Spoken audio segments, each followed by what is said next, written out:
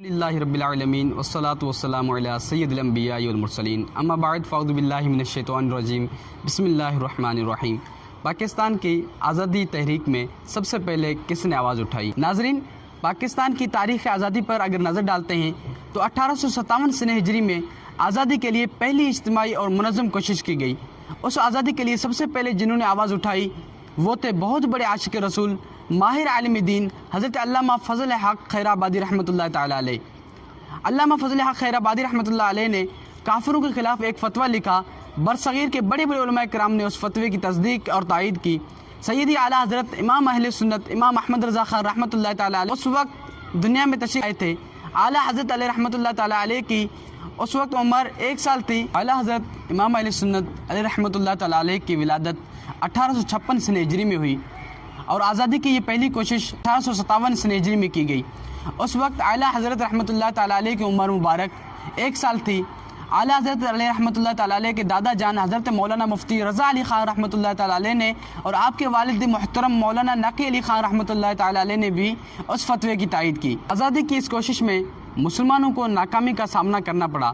علامہ فضل حق خیر آبادی رحمۃ اللہ تعالیٰ علیہ کو سخت سزائیں دی گئی۔ علامہ کفایت علی کافی رحمۃ اللہ تعالیٰ علیہ اور دیگر کئی علماء کرام کو معاذ اللہ شہید کر دیا گیا۔ علامہ کفایت علی کافی رحمۃ اللہ تعالیٰ علیہ کے بارے میں یہاں تک کہ بتایا جاتا ہے کہ آپ رحمۃ اللہ تعالیٰ علیہ پر بہت زیادہ تشدد کیا گیا اور تشدد کا یہ عالم تھا کہ آپ کے پیٹھ پر استری لگائے گئے اور استری لگانے کے بعد وہ جو زخم تھے ان پر مرچیں چھڑک دی گئیں۔ ناظرین، یہ تحریک آزادی کی پہلی قربانیاں تھیں۔ اس وقت اگرچہ بظاہر ناکامی ہوئی مگر ایک مسلمان جس کے دل میں ایمان پختہ ہو، اس کا یقین پختہ ہو، وہ ناکامیوں سے گھبراتا نہیں بلکہ مزید قدم آگے بڑھاتا ہے۔ ایک اندازے کے مطابق اس وقت اہل سنت کے تقریباً 22,000 علماء کرام شہید ہوئے۔ 1857 میں اگرچہ مسلمانوں کو ناکامی ہوئی مگر مسلمان پیچھے نہیں ہٹے۔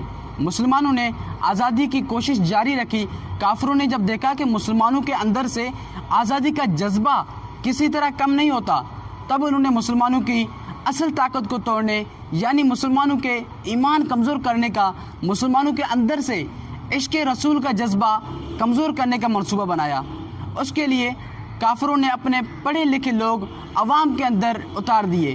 یہ لوگ اسلام کی تعلیمات پر اعتراض کرنے لگے، قرآن کریم پر، پیارے آقا صلی اللہ تعالیٰ علیہ وسلم کی پاکیزہ سیرت پر اعتراض ہونے لگے۔ جو عوام کے ذہنوں میں شکوک و شبہات پیدا کرنے کی کوشش ہونے لگی۔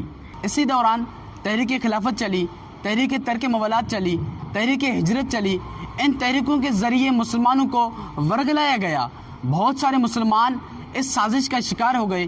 کئی ایک لیڈر بھی کافروں کے اس جال میں پھنس گئے۔ قائد اعظم محمد علی جناح اور ڈاکٹر محمد اقبال ان تحریکوں کو مسلمانوں کے لیے سخت نقصان دہ سمجھ رہے تھے۔ جب تحریک ترک موالات چلی، کانگریس نے بھی اس میں حصہ لیا۔ اسی وقت قائد اعظم نے کانگریس سے اپنا تعلق ختم کر لیا، لیکن اس وقت سخت فتنے تھے، فتنوں کی گویا آندھی چل رہی تھی۔ کافر مسلمانوں کو آزادی کا لالچ دے کر ان کے دین سے، ان کے مذہب سے، ان کے ایمان سے دور کر رہے تھے۔ سڑکوں پر جلوس نکالے جا رہے تھے۔ بہت سارے مسلمان کہلانے والے، بظاہر کلمہ پڑھنے والے کافروں کو اپنا پیشوا مان رہے تھے، کافروں کو ممبر پر بٹھا رہے، مسلمانوں کے مسجدوں میں کافروں کے حق میں نعرے لگائے جا رہے تھے۔ اگر اس وقت کافروں کی یہ سازش کامیاب ہو جاتی تو مسلمانوں کو آزادی تو کیا ملتی، الٹا اپنے دین اور ایمان سے بھی ہاتھ دھو بیٹھتے۔ اس لیے آزادی کی تاریخ میں یہ سخت مشکل وقت تھا۔ اس مشکل وقت میں ایک شخصیت میدان میں تھی اور وہ تھے ہمارے آقا اعلیٰ حضرت امام اہل سنت امام احمد رضا خان رحمۃ اللہ تعالیٰ علیہ۔ تحریک خلافت چلی۔ اعلیٰ حضرت علیہ رحمہ نے دوام العیش نامی رسالہ لکھ کر مسلمانوں کی رہنمائی فرمائی۔ تحریک ترک موالات چلائی گئی تو اعلیٰ حضرت علیہ رحمہ نے رسالہ لکھا تابع النور۔ اس میں کافروں کے بچھائے گئے جال کے تار بکھیرے گئے۔ تحریک ہجرت چلائی گئی تو اعلیٰ حضرت علیہ رحمہ نے رسالہ لکھا اعلام الاعلام۔ اس رسالے نے کافروں کی سازش کو تار تار کر کے رکھ دیا۔ یہ تینوں رسالے آج بھی فتاوی رضویہ شریف کی جلد 14 میں جگمگا رہے ہیں۔ جو کافر قرآن و سنت پر اعتراض کر کے مسلمانوں کا ایمان کمزور کرنے کی سازش کر رہے تھے، اعلیٰ حضرت رحمۃ اللہ تعالیٰ علیہ نے انہیں منہ توڑ جوابات دیے۔ کافروں نے پیارے آقا مکی مدنی مصطفیٰ صلی اللہ تعالیٰ علیہ وسلم کی بے عیب ذات میں معاذ اللہ عیب نکالنے کی ناپاک جسارت کی۔ اعلیٰ حضرت علیہ رحمہ نے انہیں منہ توڑ جواب دے کر ناموس رسول پر، اپنے آقا مولا صلی اللہ تعالیٰ علیہ وسلم کی عزت پر پہرا دیا۔ کافروں نے مسلمانوں کی معیشت پر حملہ کیا، اعلیٰ حضرت علیہ رحمہ نے اس کا رد کیا۔ کافروں نے مسلمانوں کے تعلیمی ادارے، اسکول، کالجز وغیرہ بند کروائے، اور وہ بھی خود بند نہ کیے، مسلمانوں ہی کے ہاتھوں سے بند کروائے۔ قرآن کریم کی غلط تفسیریں کی، قرآنی آیات کے معنی بدلے، مسلمانوں کا ذہن بنایا کہ قرآن کریم اس وقت تمہاری تعلیمی ادارے بند کرنے کا، تمہارے کاروبار بند کرنے کا حکم دیتا ہے، لہٰذا تم اس پر عمل کرو۔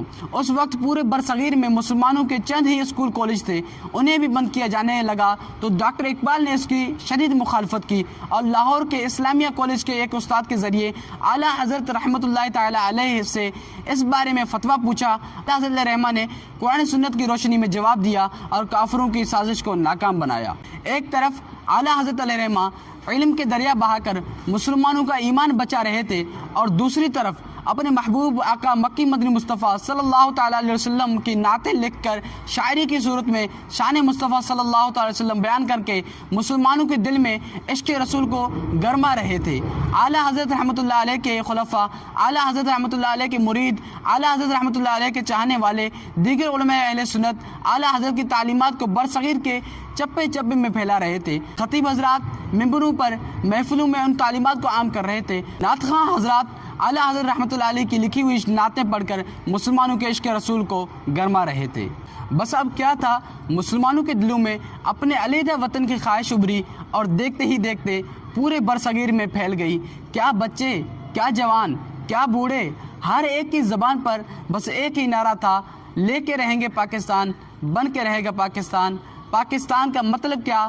لا الہ الا اللہ، کون ہمارے رہنما؟ محمد الرسول اللہ۔ کسی شاعر نے کیا خوب کہا، کبریا کا لطف تھا اور رحمت شاہ زمن، ہم کو 47 میں حاصل ہوا اپنا وطن، ہم پہ جد و جہد آزادی میں تھے سایہ فگن، اولیاء امت احمد صحابہ پنجتن۔